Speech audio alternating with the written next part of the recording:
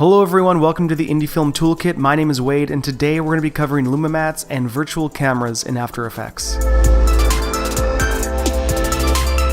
So just a little bit of background, as this is our introductory post on YouTube. I host the Indie Film Toolkit podcast along with my friends Ben and David. And the podcast essentially breaks down to us talking about a cool new gadget or piece of film equipment that is recently come out. Then we kind of go into filming techniques and theory. And finally, a movie that's in the theaters that we saw that month. So for our 21st episode of the podcast, we are starting this YouTube channel where we can further explore some of the techniques and things we talk about in the podcast in a more visual setting. Myself, Ben, David, and a few other awesome people are working on a Halo fan film right now, which is very visual effects intensive. And so as part of that, this episode we're talking about virtual cameras and compositions onto a plate. So that's what we're going to cover today. And to start off, we went to a local park near Minneapolis to get the footage for the shot. There's a nice vista right here. Beautiful vista. We'll do nicely.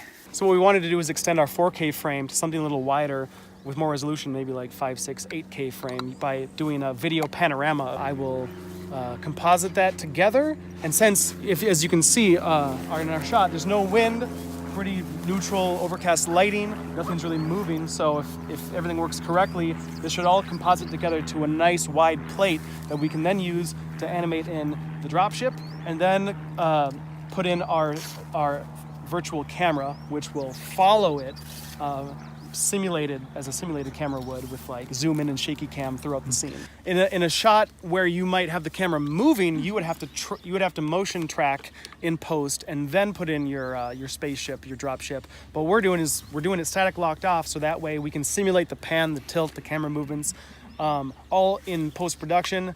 And again, it would probably be better to do that organically in camera, but it makes tracking so much easier when you don't have to go in and pick track points and fine tune and solve for the movement. And it's a quick shot. If it was a much longer shot, then it would probably be worth doing it for real. Exactly. Because it would look better. But because it's a 5-second long thing, it's a quick shot, and there's just a couple moving parts. So basically, the Pelican is going to swoop down from the top right corner of the frame, come through towards the middle of frame, and disappear behind the trees there. And so we're gonna do all that in Maya/After Effects. So that's the idea. And hopefully when we simulate the camera movement, it'll look convincing.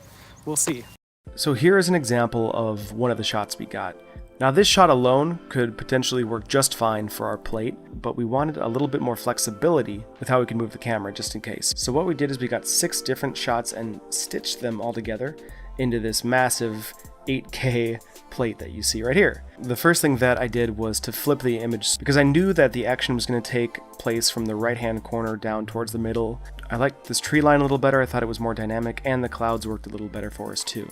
Now the first thing that I wanted to do was separate the sky from the tree line, and with tree lines like this, it's really important to get a really accurate mask. So just as a base layer, here is our plate comp, and I'm putting that at the bottom here and just calling it sky, because that's pretty much all I'm going to use it for.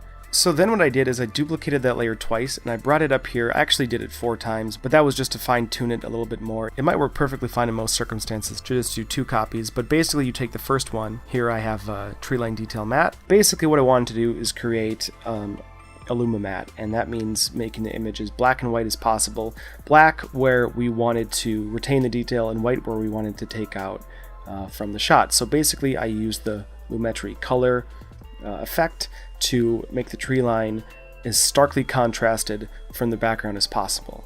Then once I think we got a pretty good black and white contrast between the tree line and the sky, what I'll do is take the same plate, 1 layer beneath.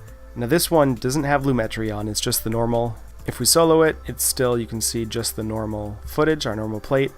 But then what we want to do under track matte, we want to go into that and select Luma inverted matte of tree line detail matte. And basically what that does is it takes its matte from the layer above it, which in this case is our heavily contrasted white and black shot of the tree line. And once we've done that, we should end up with a pretty decent pull of the detail of the tree line without the sky. Now there's a little bit of white in here, but we can finesse that out in a bit.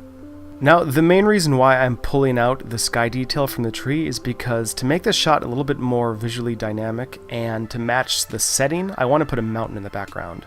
Throughout my many travels to the Rockies, I have a huge library of photos of mountains, so I picked one out and tossed it in there. Here's a photo I snapped in the Grand Junction area in Colorado, and I just did a quick Photoshop to take out the sky as well from this mountain. Once it's in our comp, we want to slide it down into place so it looks like the mountain is rising out from the horizon and going off to screen right. One of the problems we notice here is the inconsistency in color between the mountains and the foreground. So what I did here is just a quick Lumetri color again. I like to use the curve tool to match color tones between foreground and background elements. So here's how it looks once we've taken out some of the blues and the reds and to try to match the green tones of the scene here. Now finally, all we need to do is put in our spaceship that's going to crash in behind the tree line. We have a Maya render here in the form of an image sequence that we'll just toggle on. Here's our spaceship coming in for the landing. We also have a few trails of smoke that kind of build on each other in layers that I'll toggle on here. And then finally, the last thing we had to do was to motion track the right side of the Pelican as it's flying in, because that's where the smoke's coming from. It's a pretty standard method of motion tracking. Basically what we did is we selected the Pelican, went into motion tracking, selected track motion, then we put our motion tracker on the Pelican itself, and you can see as we go frame by frame, the tracker will go ahead and give us a nice clean track of that side of the Pelican, which then when we're ready we go to edit target, make sure our null is selected up here, our null object, apply X and Y, and if we toggle it on you can see our nice smooth track of movement data that we will then parent our smoke to. Now normally we'd use the parent tool here on the right, but because we want the smoke to evolve and kind of change and move with our Pelican, what we do instead is we go into the particle playground, which is the effect that's making the smoke, and under position, we'll toggle that down, you can see that we've added an expression that it follows the null track itself. So the position of the smoke will follow the null instead of the layer, which is a very important distinction. To do that, I'll just delete the expression here and redo it. You do Option or Alt click on the little stopwatch here, that'll put us into the expression window. We notice right here on the left there is a little parent spiral which we'll grab and we'll drag it up to the position area of the null, and that will make the smoke follow the motion track of the null object. So now that we got that set up out of the way, finally we want to cover virtual cameras. This is a very powerful tool that lets you really creatively finesse your shot more. So here is a render of the shot without any camera movement, and we're seeing the full wide plate. It works on its own, but there's a lot more we can add to it. So what we're going to do is create a new comp. We'll call this camera move, and we'll bring in our shot. Next we'll go up to layer, new, camera, and we'll just select OK with the parameters it's given us here. And it's going to be very important that our original comp that we just put together is a 3D layer, and toggle this right here with this 3D cube. Next what we'll do is we'll go into camera options. What we're going to be focusing on is zoom and point of interest. That's really going to be our bread and butter. I'll just go ahead and start the stopwatch so we can keyframe our movements. So now you can see that our shot is basically like a 3D plane out in Z space in front of us. So what I want to do is I want to point the camera towards the upper right corner of the screen and then really crank up the zoom, something to about like 37,000 to really punch us into that corner. And now as the ship comes flying in, you can see it starts in the upper right hand corner and it's going to fly down towards the lower left corner, and we're going to follow it with the camera. So then as it swoops in, we'll change the point of interest to kind of follow it down, and then right here is where I want to start a quick J.J. Abrams-esque zoom in. We're going to punch in here, so I'm going to keyframe the zoom here, and then about 10 frames later I'm going to double the zoom. I'm going to go up to about 73,000, something like that. Then about 5 frames later I'm going to pull it back to about 70,000 pixels, just to get that overstretch effect of something like a cameraman trying to quickly adjust to something crazy happening. And then again, I'll keyframe the point of interest to kind of keep bringing the camera down as the Pelican tries to find the lower left corner. And then near the end of the composition, near the end of the shot, I'm just going to put the camera pointing, roughly putting the Pelican in the middle of the shot as it disappears behind the tree line here. There's still a little bit of white left you can see on the tree line, so we're going to have to finesse that a little bit more, but we're really close to getting a nice, good pull off that tree line detail. The final thing I want to do is I want to select all my keyframes here, and you probably wouldn't do this with every keyframe, but I think it'll work in this sense. And we want to right click, go to keyframe assistant, and then easy ease. And this is going to get a nice Bezier curve on all these keyframes and make it feel a little bit more human and less simulated. Finally, once we got it in Final Cut, we can just real quickly check the playback and make sure everything looks okay.